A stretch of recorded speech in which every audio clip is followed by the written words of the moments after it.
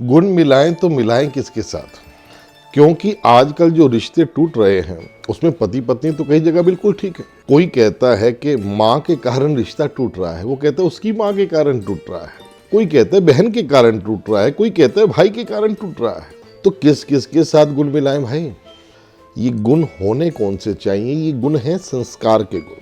अगर आपने अपने बच्चों को संस्कार दिए तो इन गुण मिलाने की जरूरत नहीं है। हम कितने सामाजिक ऐसी बैठकों में बैठे हैं जहाँ वर और वधू दोनों चाहते हैं कि हम रिश्ता बनाएं, लेकिन अलग होकर के। वो भी ठीक नहीं है। इस गंभीर समस्या से कैसे निपटा जाए, बहुत लंबी चर्चा में ना करते हुए केवल 2-4 बातें बताना चाहता हूँ जिससे हमारे समाज में कुछ सुधार आ सकता है। सबसे पहला काम, बेटी 3 कुलों को उतारती है, माँ का कुल, पिता का कुल और पति का कुल। उसे अपनी माँ से अपने ननिहाल पक्ष के गुण प्राप्त होते हैं, पिता से, अपने पैतृक गृह से, अपने दादा दादी से, अपने चाचा चाची से जो गुण मिलते हैं कि किस प्रकार से आवभगत करना चाहिए, और पति के घर जाकर के किस प्रकार से त्याग की भावना भी होनी चाहिए। क्योंकि देखो, दूध में एक जल की बूंद जाकर के मिलेगी तो वो जल की बूंद दूध बन जाएगी, लेकिन एक जल के पात्र में एक तेल की बूंद जाकर के मिलेगी तो वो अलग अलग रहेगी। हमें बेटी को एक शीतल जल की तरह, एक नीर की तरह, पावन नीर, गंगा नीर की तरह विदा करते हैं कि वो एक ग्रह के अंदर जहाँ दूध पूत हैं वहाँ पे हम उसको छोड़ते, तो बेटी को वो संस्कार देने चाहिए कि जाकर के बेटी मिल जाए। हाँ, लेकिन आज कल कुछ लोग ऐसे लालच से भरे हैं जो बेटी को बेटी का धन ना समझ करके समझते हैं कि दहेज मिल जाता। अरे मूर्खों, सोचो, जिसने बेटी दे दी उसने सब कुछ दे दिया। आपके वंश की वृद्धि करने के लिए जिन्होंने अपना हृदय काट के दिया है, उस पिता से पूछो।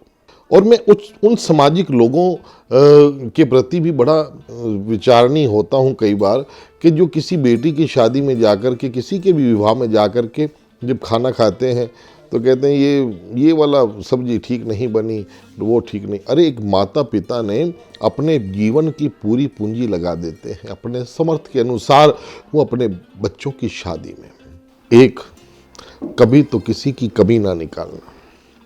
दूसरा, बेटियों को संस्कार दो।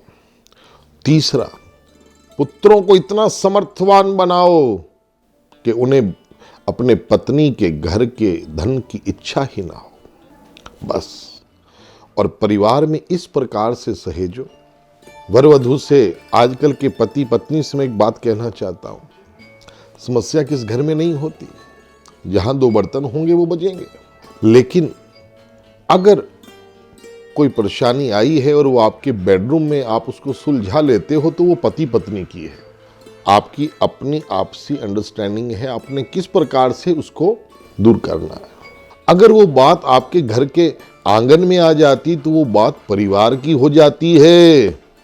और ध्यान देना, अगर आंगन के बाद वो बात बाहर गली में पहुंच जाए, बाहर मोहल्ले में पहुंच जाए तो बात समाज की हो जाती है। तो अपनी इज्जत, अपना परिवार, अपने संस्कार आप बना कर रखें और ऐसी त्रुटियां ना करें कि आज रिश्ता हुआ 2 महीने बाद टूट गया।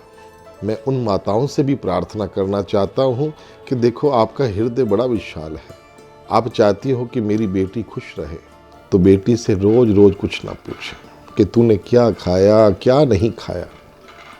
अगर आप चाहती हो कि मेरी बेटी अपने घर सुखी रहे तो उसको ऐसे संस्कार देकर के भेजो कि जा बेटी, अब तूने जाकर के अपने घर में इस प्रकार से कार्य करना है कि तू हमें भूल जाए, तुझे वो प्यार मिले। वो प्यार कब मिलेगा? जब इधर का मोह खत्म होगा, वो मोह उधर जागृत होगा पति के घर में। और यही बात मैं बेटों की माँ से भी कहना चाहता हूँ। आप तो चाहती हैं कि आपकी जो बेटी है उसका जो पति है, जो जवाई है, वो चाय बना कर के दे आपकी बेटी को, तो आप कहते हो कि वाह, मेरी बेटी तो बड़ी सुखी है। हमारा दामाद तो बड़ा अच्छा है, अरे वो तो चाय बना के पिलाता है।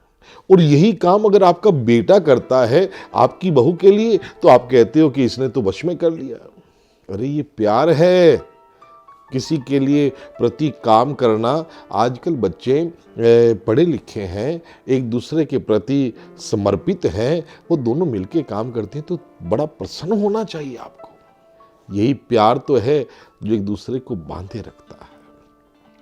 तो इसलिए इन छोटी छोटी बातों के ऊपर घर गृहस्थी को ना बिगाड़ें। हम तो बस यही प्रार्थना आपसे करते हैं, क्योंकि समय बहुत तेज गति से बढ़ता जा रहा है, व्यक्ति की आयु थोड़ी होती चली जा रही है, और इस थोड़े समय में प्यार को कैसे बना करके रखें, ये संस्कार माता पिता हमें दें और छोटी छोटी बातों को दूर करें। गृहस्थ आश्रम एक रथ है और पति पत्नी इसके दोनों पहिए हैं। अगर एक भी पहिया डगमगाया तो ये रथ चलने वाला नहीं है। एक ने कही दूजे ने मानी, नानक कहें कि दोनों ज्ञानी। बेटों की माँ से एक बात मैं और कहना चाहता हूँ, जब बेटी घर आई आप ये ना सोचे कि आते ही चौथे दिन वो काम करेगी, आपके घर सारा सब कुछ चौका चोला संभाल लेगी। नहीं, कितनी लाडों से पली वो बेटी रानी बन के बैठी थी अपने पिता के घर में, और आज आपके घर वो आ पहुंची है। हो सकता है उसे भोजन बनाना भी ना आता हो। अरे आप प्रसन्न हो जाइए कि एक ऐसी लक्ष्मी, जब भी हमारे घर बेटी होती है, हम नहीं कहते कि हमारे घर बेटी हुई है, एक दूसरे को फ़ोन पे सूचना देते हैं, अरे हमारे घर लक्ष्मी आई है। और जब पुत्र का विवाह होता है तो वो बहू भी लक्ष्मी का रूप लेकर के आती है। अरे उसको अगर कुछ नहीं आता तो आप उसका मजाक ना बनाएं, बल्कि आप अपने हाथों से उसे सिखाएं कि बेटा कैसे भोजन बनाना है, कैसे क्या करना है। आप उसे ये ना कहें कि माँ बाप ने यही सिखाया है ना। अगर किसी बेटी के माँ बाप के विषय में कुछ कहोगे तो उसका ये हृदयघात होता है, उसके हृदय पर बड़ी चोट लगती है अगर कोई उसके माता पिता का अपमान करे। अगर आप उनके माता पिता का अपमान करेंगे तो वो आपका मान कभी नहीं करेगी, ध्यान रखना। और पुत्र की माँ से मैं एक बात और भी कहना चाहता हूँ कि आप ये ना सोचना कि ममाज बॉय जो थे पहले भी, वो पहले मम्मा मम्मा करता था और मम्मा के पास ही बैठता था, वहीं भोजन करता था। आज वो देखती कि पत्नी के पास जा रहा है, अरे ये कहीं मेरा बेटा इसके साथ। अरे बेटा भी आपका है, बहू भी आपकी है, परिवार भी आपका है, और होने वाले पोता पोती भी आपके हैं। तो क्यों चिंतित होती हो, ये तो आपकी प्रमोशन करेंगे। ये जो बेटी आई है, ये लक्ष्मी आई है, अरे तुझे सास से दादी बनाने तो आई है, क्यों चिंतित होते हो। समय दो, पुत्र को कहो जा बेटा अपना जीवन जियो। कुछ त्याग की भावना आप भी तो रखो माताओं, बुरा ना मानना।